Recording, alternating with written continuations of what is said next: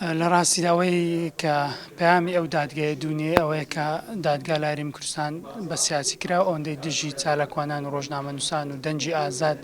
و مامۆستایانی ئاینی بەکاردێت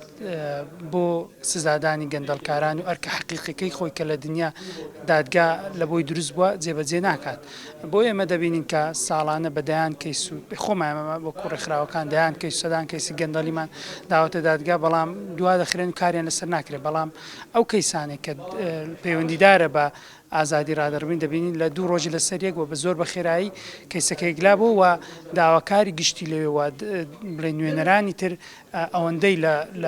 وەکو بڵێ نوێنەری حکوومەت دەردەکەوتن دژ بە دەستگیرکراوەوەندە وەکو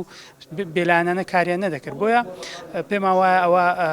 ینی ڕۆژێکی تری ڕەش بوو بۆ سەروەری یاسا لە هەرێمی کوردستان و هیوادانی دادگای تەمیز وە هەر حیزبە بەشداربووەکانی تری حکوومەتیش وە تەنانەت لاین دەسەڵاتش لاولێ پێداچوونەوەی خۆی بەو مامەڵە بکات و ئەو مامەڵێ بۆ هیچ کەسێک لە هیچ وڵاتانی دنیا نەچۆتە سەر و هیچ کات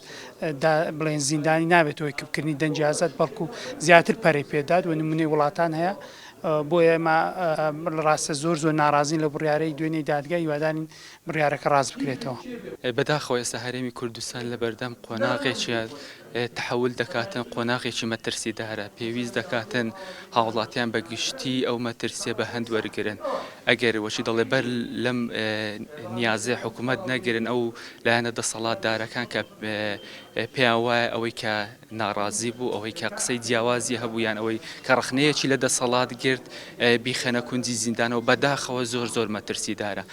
بڕیاری دادگا بەداخەوە ینی کە لای هەمومان ڕوونەکە بڕیارێکی ناقانونیە بڕیارەکە وەچی دەڵێ لەسەر ئەساسی حزبی و سیاسی دراوە پێویستی بە هەڵوەشانەوەیە پێویست دەکاتن هەموو لایەنەکان بە جددی ئەم مەترسیە بە هەند وەرگرن ڕێکخراوەکانی کۆمەڵگەی مەدەنی چالاکوانان فشار بکەن لەسەر لایەنی دەسەڵات لایەنی دادوەری کە ئەم